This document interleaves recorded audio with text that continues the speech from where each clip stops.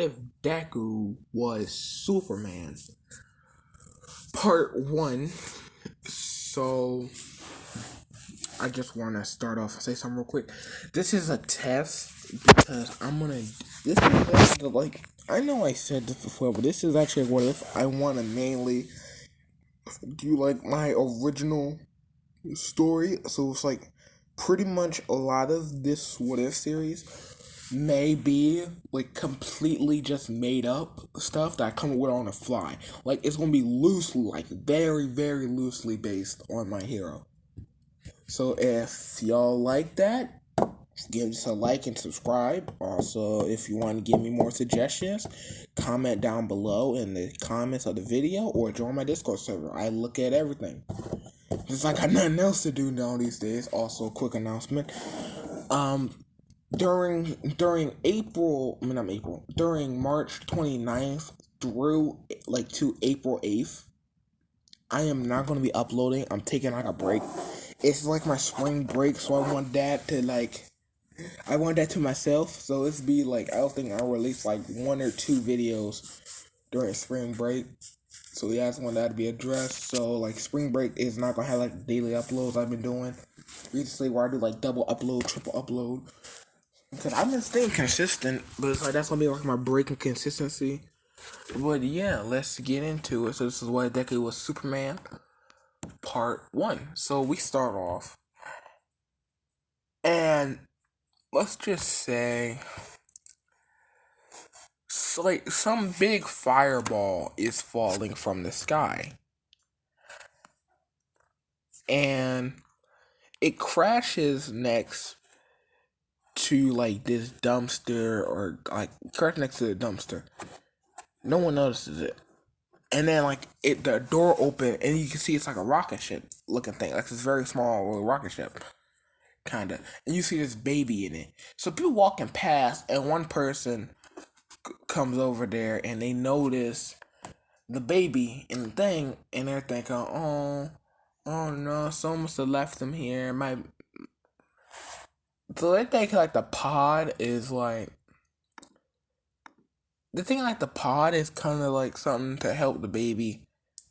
Cause the baby may have problems, or something like that. Cause you're in the world of quirks, like come on, man. But yeah, let's say she works at like an orphanage, so she takes Deku to an orphanage, and they start like making sure he's okay. They find he's in perfect health, like absolutely perfect health, like so. We cut like 5 years later, and it's kind of past daycare. So Deku's going to the same daycare Bakugo is going. That's to say, like the orphanage is kind of next to the school. So basically, Bakugo had his quirk for a year, and so far people know Deku doesn't have a quirk. So Bakugo's bullying Deku on the fact that he doesn't have a quirk, and call him like useless. And then Deku's ignoring him because this one Deku, like, it's not like basically it's your imagination, because Deku doesn't look like Deku in canon. Like, I'm not gonna have babyface Deku be like be dressed up in like Superman's outfit. No, I'm not doing that. So basically, what's your imagination of what Deku would look like in this? But his personality is, well, like, he don't really care at all. He just ignore you. But if you say something on the side of your neck, he doesn't play around. Like, it takes a lot to piss him off, but if you say the right things, you will regret it. Bakugo's talking crap, and then he says maybe the reason why you don't have parents is because you didn't have a quirk, so they thought you were useless. And it's a 5-year-old, so it's like they say it kind of like that, and then like Bakugo says it, like Bakugo gets sent flying and hits his head on a wall. And they look over, they see Deku's eyes are glowing red, and they see him starting to levitate. And they're like, what the hell? Like, this man looks like he's scary. Imagine, like, you see, like, a 5-year-old, probably, like, not, like 3'9", like 3'9", like 3'9". And you see him levitating, like, red eyes. And he just threw another kid, like, Imagine that. Like you see that, I'm running away. Like screw that. Like I'm running away. And you got Deku. Deku's pissed that Bakugo said that because like that's kind of like a soft spot for Deku. Like common effect, he's an orphan. Like Deku got no problem with he's an orphan, but no, he don't like people commenting on the fact he's an orphan. So basically, the teacher come over and see Deku levitating with red eyes and see Bakugo on the ground, crying and kind of bleeding from the head, and it doesn't take Albert Einstein to figure out what happened. So, and let's say Deku is like the quiet kid in the class. Like people, like teachers know he is smart. He's very nice, and it takes a lot for him to act like this. So basically, they think oh his quirk awakened or something like that. So basically, they called the orphanage lady and basically said yeah. So Azuku's quirk has manifested and he's currently levitating, looking mad. He has like red eyes glowing, and he threw a student like halfway through a wall, kind of. So like the lady's like, oh my god, I'm so sorry. So she go over there, pick up Deku, calms Deku down, cause Deku is about to kill Bakugo. Like Deku is honestly about to kill him. So they calm down Deku. Deku doesn't really get in trouble. They chalk it up to the fact like, oh, cause they do got the cameras, and the cameras do have audio. So basically, they heard what Bakugo was saying. So Deku not really in trouble. He does have to like apologize to Bakugo. Deku's not doing that. So basically, they go to Quirk Doctor and they find out Deku is technically quirkless, but the lady is telling them what teachers told them, and like they're saying, I guess the teacher made up a story or something like that, and then like Deku start floating because and like his eyes are going red. He mad again because like the lady that took him to the doctor is kind of like his mother figure, because that's the lady that actually found him and been taking care of him kind of. So they like, oh crap, he does have a quirk. He does have abilities, but it's like he has an extra joint in his toe. So they're confused to the fact that Deku has a quirk, but he has an extra joint in his toe. So basically, I don't know what his quirk. Like, give me a quirk name in the comments down below. And like, give me a quirk name. Like, give me like a quirk name suggestion, and whatever one I think is good, I'll take it. But yeah, so Deku, like the caretaker lady gets him to calm down again and be like, Deku, it's okay, it's okay. Like they sit down the baby, not basically trying to calm him down. And I'm thinking real quick. Yeah, so this will be a cut to middle school. And Deku has been adopted by Inko. Let's just say Inko and Hisashi couldn't have kids. And since I'm not gonna have Hisashi in this, let's just say Hisashi got up and ran to the store, get some cigarettes, but suddenly the store was out of supply for like 16 years. Really, it's gonna be more years. Basically, Hisashi ran up and dipped on Inko. And this was like kind of right when Deku got adopted. So basically, Inka adopted Deku. She was browsing, cause like not browsing. She was like going through the orphanage, cause she wanted to adopt a kid, so she couldn't have kids technically.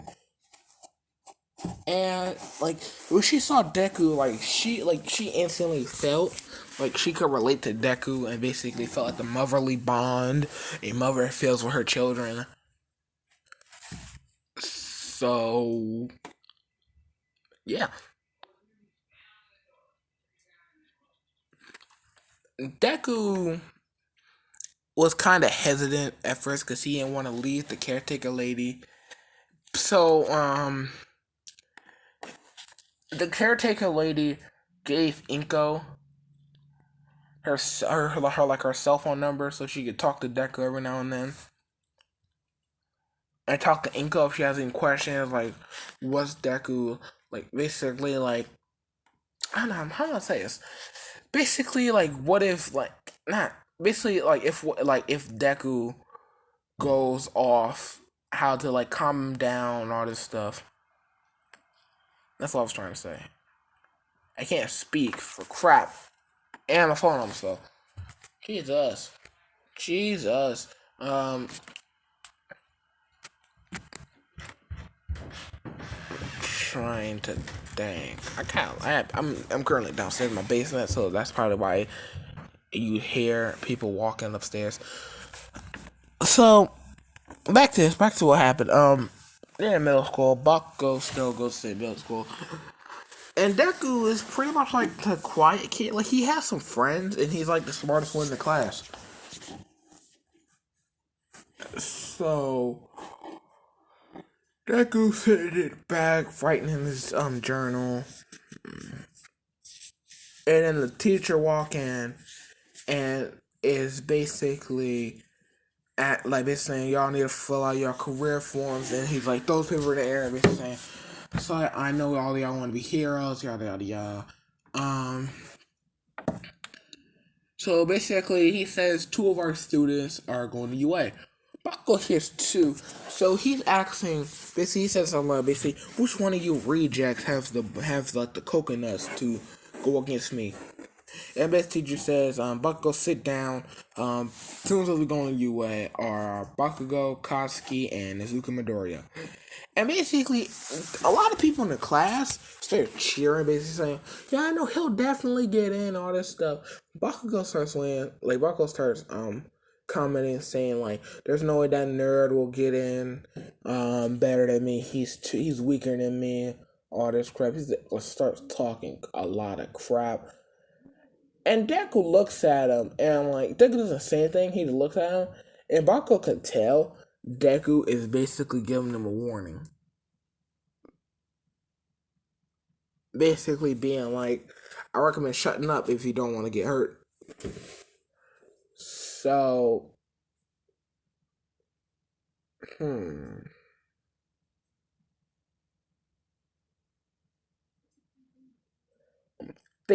just thinking for a sec. Yeah, so basically Bakugo looks at him like, what you gonna do about it, huh? What you gonna do about it, nerd? And Mr. Deku, all he said is just go outside. So, Bakugo go outside. Less than 5 minutes later, Deku come back in. Not even a scratch on him. His clothes ain't even dirty. And they hear Izuka Midoriya go to the main office, please. Izuka Midoriya, come to the main office, please. And then they can tell because they see Bakugo on a stretcher going to a nurse's office. So it's like, oof, just oof. So Deku goes to the principal's office, and Deku has a reputation in school for someone that's like very nice. You have to really piss him off to make him do a thing. And he's the smartest one in school. He's been helping out his classmates. So the principal is being sympathetic with Deku, basically like, Deku, what's wrong? What happened? And basically Deku tells the principal what happened. Basically, the Bakugo start talking crap about like people in the class and stuff. And then like the principal's like, I understand that like you're a nice kid and all that, but you can't be attacking your student, I mean your fellow classmate. That's not right. And yeah. So Deku doesn't really get in any trouble, but they just tell Deku you gotta apologize to Bakugo. Cause they know Bakugo has a kind of a reputation as like a tyrant. As like a tyrant in the school. So basically they know Bakugo kinda deserved it. But yeah, dang, it said 14 minutes. I gotta pick up the pace. So basically, it's the next day. Bakugo and Inko and Mitsuki go in there for Deku's apology and Bakugo's apology. Bakugo reluctantly has to apologize first. Deku apologizes, and like if you're hearing and look at him, you could see that like, oh, he look like he mean it, right? And like, if you look behind his back, he has his fingers crossed. Like, he don't mean jack. He don't mean jack crap. Like, like he has a good poker face. That's what I'm trying to say. He has a very good poker face. But yeah. So it's over. And then Bakugo and Deku, like basically Bakugo is getting Deku, like basically Bakugo's mean mugging Deku. Look at this man death stare. Like Deku just looking at him like, you want to go again? Like, and then Bakugo just walk away because he know if he goes again, he might end up in the hospital, like the ER or the OR, aka operating room. Get some surgery done for you. So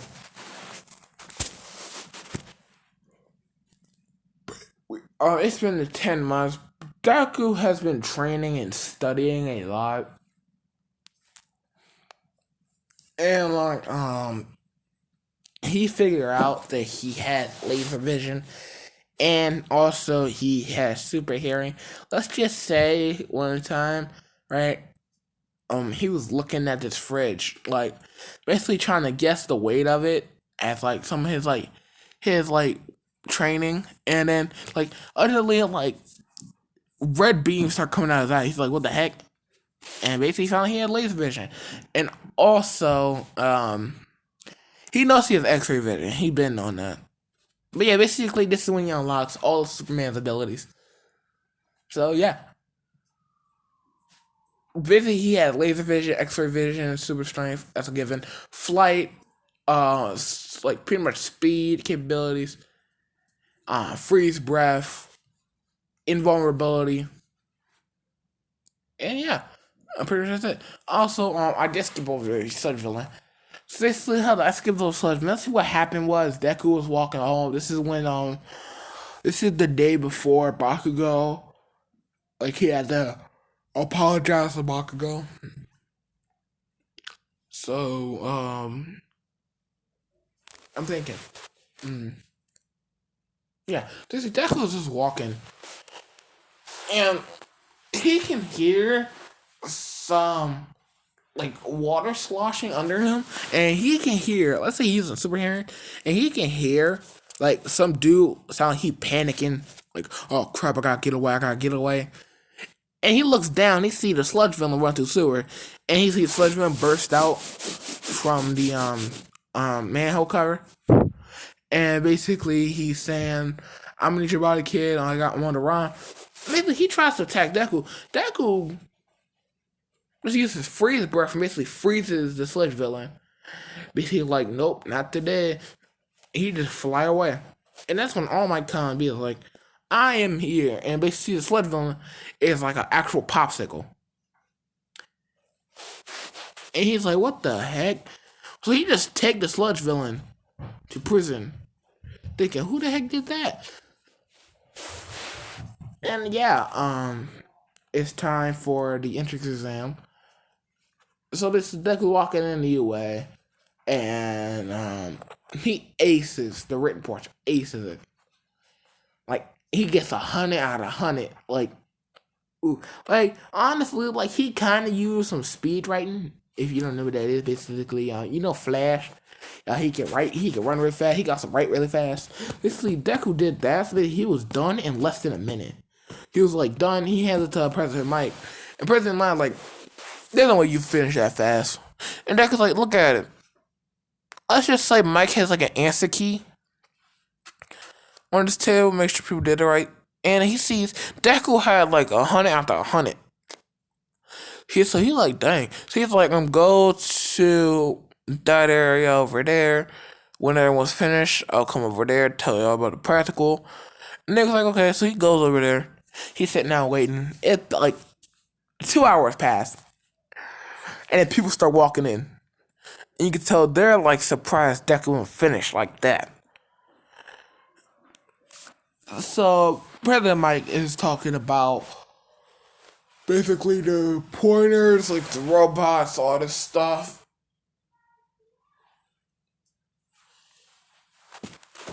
And then he tells everyone go outside. And basically everyone got the jumpsuits on. And Deku notices that Ochako is kind of panicking. Well, she's nervous. So he goes to walk over there, and he can hear like Ida coming behind him. So Deku basically use super speed to like go around him, and he tapped Ida on the shoulder like, "What are you trying to do?" And Ida turns around, looks at Deku, and basically saying, um, "I'm not gonna let you mess with that girl over there when she's trying to focus on what she's trying to do." And Deku looks at him like he's stupid, being like, "Do you not see that she's nervous? I was going over there to like cheer her up." And Ida calls bull crap. So Deku basically looks at Ida and basically says, "How you gonna say it's bull crap if you didn't even know what I was trying to do?" They're basically saying that Ida just instantly said he was lying for no reason when he don't even know him. So basically it's like why would I lie? And he said, "Oh, just to not get in trouble." And Deku like, you think I could get in trouble? Like it basically like what? You're a cop now? But he's saying that like Ida can't even do nothing to him, and he's like, basically they're going back and forth, back and forth. Deku just walks away. Ida tries to follow him. Deku just freezes his legs so he can't move, and he goes to talk to Choco, cheering her up. And what do you know? Deku was telling the truth. Not Ida looking like he's stupid. Deku waits for the practical to start. Basically, Mike says go. Deku looks at Ida, use some heat vision to melt the ice. And Deku just blasts off and basically taking out robot after robot after robot. Like he's cutting some in half with his heat vision, freezing some, like shatter them like glass. Like he picked some up, threw them at like others as like an AoE. And he's basically just taking out pointers. Like he instantly got first place like that. But then the zero pointer comes. And he hears Ochako calling for help. He flies over there and lifts up the rock, takes Ochako, fly back, and basically cuts the legs of the zero pointers like off with his heat vision. And the zero pointer falls on his face. And yeah, that's that. I gotta go right now. Dang. Yeah, but that was on What If Deku Was Superman Part 1. If y'all did enjoy, leave a like and subscribe and comment down below any other what if suggestions y'all like me to do. And yeah, also keep in mind, as I said, I will not really be uploading during March 29th and to April 8th. Because that's my spring break and I want a break. So I'm taking a break. I will upload here and there if I feel like it. But yeah, that's the end of this. Thank you for watching. Goodbye.